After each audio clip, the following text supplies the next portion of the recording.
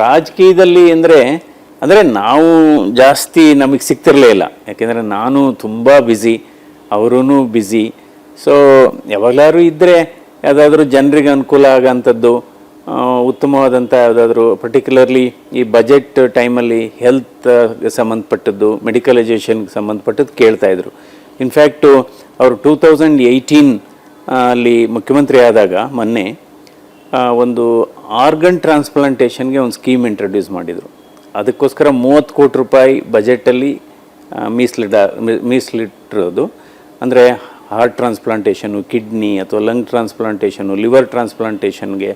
So ಈ ರೀತಿ ಇದು ಯಾವಾಗಲೂ ಹೇಳ್ತಾ ಇರ್ತಾರೆ. ಅದೇ ಈ ಥರ ಜಯದೇವ ಹೃದ್ರೋಗ ಆಸ್ಪತ್ರೆ ಥರನೇ ಎಲ್ಲ ಆಸ್ಪತ್ರೆಗಳನ್ನು ಮಾಡಬೇಕು ನನಗೆ ಅವಕಾಶ ಸಿಕ್ಕಿದರೆ, ಆದರೆ ಜಾಸ್ತಿ ದಿವಸ ಇರೋಕ್ಕಾಗಲಿಲ್ಲ ಹಾಗೆ ಹೀಗೆ ಅಂತ ಹೇಳ್ತಾರೆ.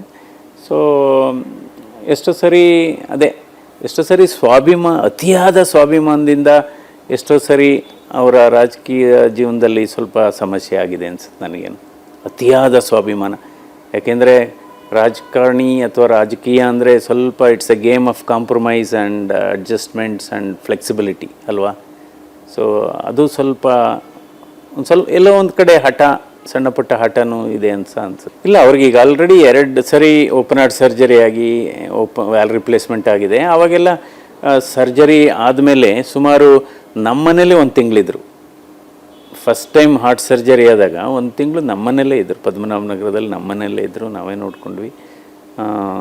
ಆವಾಗ ನಮ್ಮ ಮಿಸ್ಸಸ್ಸೇ ಅವ್ರಿಗೆಲ್ಲ ಊಟ ತಿಂಡಿ ಕೂಡ ಮಾಡಿಸೋರು. ಅಂದರೆ ಒಂದು ಸ್ವಲ್ಪ ಯಾವ್ದಾದ್ರು ಸಣ್ಣ ಘಟನೆ ಆದ್ರೇ ಕೂಡ ಅಳಕ್ಕೆ ಶುರು ಮಾಡಿಬಿಡ್ತಾರೆ. ಸೊ ಅದಕ್ಕೆ ಹೇಳಿದೆ, ನಾನು ಭಾವನಾತ್ಮಕವಾದಂಥ ವ್ಯಕ್ತಿ. ಬಟ್ ಅವ್ರಿಗೆ ಇದೆ, ಒಳ್ಳೇದು ಮಾಡಬೇಕು, ನಾನು ಜನರಿಗೆ ಒಳ್ಳೇದು ಮಾಡಬೇಕು, ಬದಲಾವಣೆ ಮಾಡಬೇಕು. ಈ ವ್ಯವಸ್ಥೆ ಅಂದರೆ ಈಗ ವ್ಯವಸ್ಥೆ ಅಡ್ಡದಾರಿ ಹಿಡ್ದಿದೆಯಲ್ಲ, ಅದನ್ನು ಮೆಟ್ಟಿ ನಿಂತು ನಾನು ಒಳ್ಳೆ ಕೆಲಸ ಮಾಡಬೇಕು ಜನರಿಗೆ ಅನ್ನೋದಿದೆ. ಬಟ್ ಅದಕ್ಕೆ ಅವಕಾಶ ಕೂಡ ಸಿಗಬೇಕಲ್ಲ, ಅವಕಾಶ ಸಿಗಬೇಕು. ಅಂದರೆ ಒಂದು ಡಿಫ್ರೆಂಟ್ ಟೈಪ್ ಆಫ್ ಅಡ್ಮಿನಿಸ್ಟ್ರೇಷನ್ ಕೊಡಬೇಕು ಅಂತ ಆ ಥರ ಇದೆ.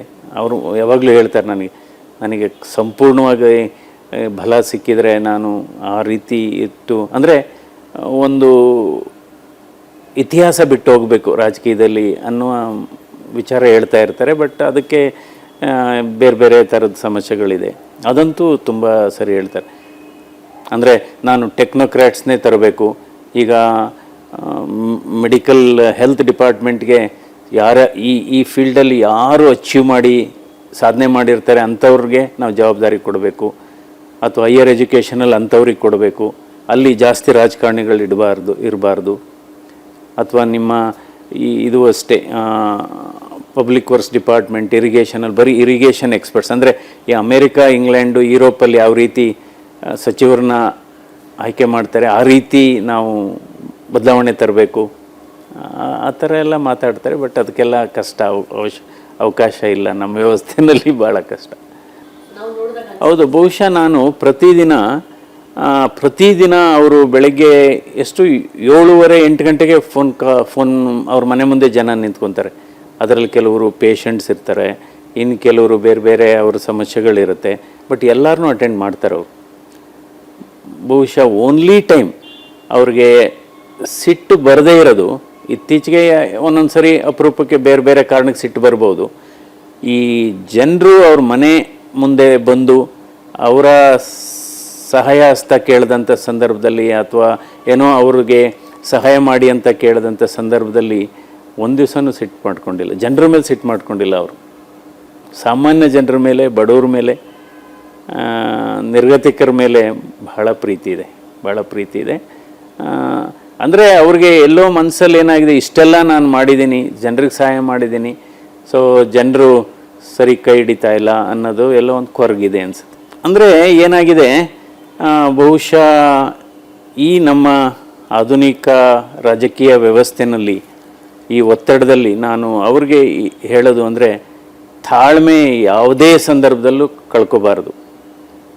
ಆಮೇಲೆ ಆದಷ್ಟು ಕಡಿಮೆ ಪ್ರತಿಕ್ರಿಯೆ ಕೊಡಬೇಕು. ಅದಕ್ಕೆ ಎಷ್ಟೋ ಸಲ ಹೇಳ್ತೀವಿ, no reaction is the best reaction ಅಂತ.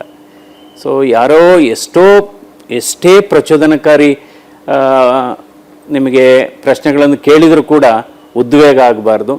ಯಾಕೆಂದರೆ ಎಷ್ಟೋ ಸರಿ ನಾವು ಮಾಡಿರೋ ಒಳ್ಳೆ ಕೆಲಸಗಳು ಈ ಉದ್ವೇಗದಲ್ಲಿ ಎಲ್ಲೋ ಕಳೆದೋಗ್ಬಿಡುತ್ತೆ. ಸೊ ಅದೊಂದು. ನಂತರ ಅವರು ವ್ಯಾಯಾಮ ಮಾಡಬೇಕು, ಬಹಳ ಮುಖ್ಯವಾದದ್ದು.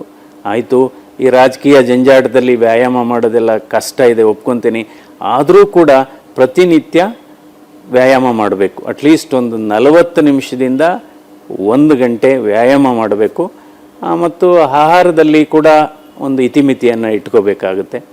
ಸೊ ಈ ರೀತಿ, ಯಾಕೆಂದರೆ ಅವ್ರದ್ದು ಆರೋಗ್ಯವನ್ನು ನೋಡ್ಕೋಬೇಕು. So at the same time ಈ ರೀತಿ ನನ್ನ ಸಲಹೆ ಅವ್ರಿಗೆ. ಯಾಕೆಂದರೆ ಯಾವುದೇ ಸಂದರ್ಭದಲ್ಲೂ ನಮ್ಮ ನಾಲಿಗೆಯ ಸಮತೋಲನವನ್ನು ಕಳೆದುಕೋಬಾರ್ದು. ಯಾಕೆಂದರೆ ಇವತ್ತು ನಾಲಿಗೆಯೇ ನಮ್ಮ ಒಂದು ಆಸ್ತಿ ಅಂತಲೇ ಹೇಳಬೇಕಾಗುತ್ತೆ. ಎಷ್ಟೋ ಸರಿ ಆಗಿದೆ, ನಾವು ಎಷ್ಟೇ ಒಳ್ಳೆ ಕೆಲಸ ಮಾಡಿದರೂ ಕೂಡ ಯಾವುದೋ ಒಂದು ಯಾಕೆಂದರೆ ನಾವು ಆಡಿದಂಥ ಮಾತು ಬೇರೆ ಬೇರೆ ರೀತಿ ಅದನ್ನು ಉಲ್ಲೇಖ ಆಗ್ಬೋದು. ಸೊ ಆ ರೀತಿ ಮಾಡ್ಕೋಬೇಕಾಗುತ್ತೆ.